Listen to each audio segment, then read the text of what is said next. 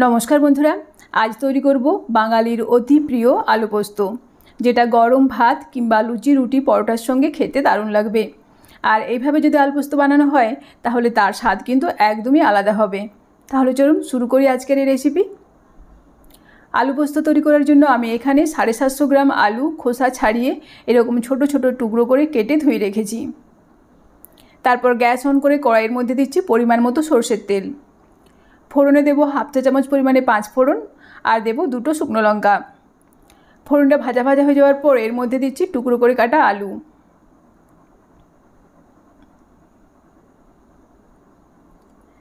एबार मीडियम आँचे आलूगुलोके 4 থেকে 5 मिनट समय धरे भेजे नेब।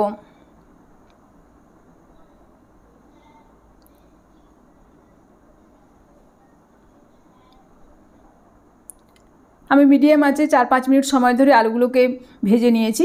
এবার এর মধ্যে দেব বেশ খানিকটা পরিমাণে জল। এই সময় দিচ্ছি পরিমাণ মতো লবণ। তারপর নাড়াচাড়া করে ভালোভাবে মিশিয়ে দেব।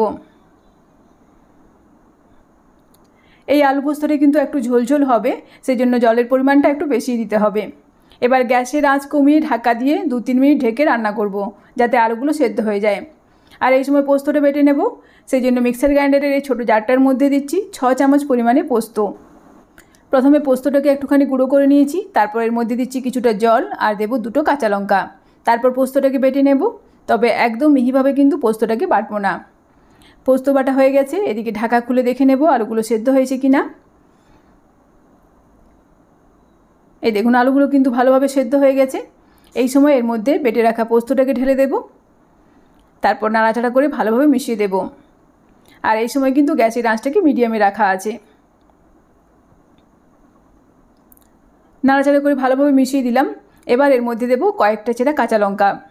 তারপর আঁচ কমিয়ে ঢাকা দিয়ে 2 মিনিট ঢেকে রান্না করব। 2 মিনিট পর ঢাকা খুলে নিচ্ছি, আবারও একবার নাড়াচাড়া করে নেব।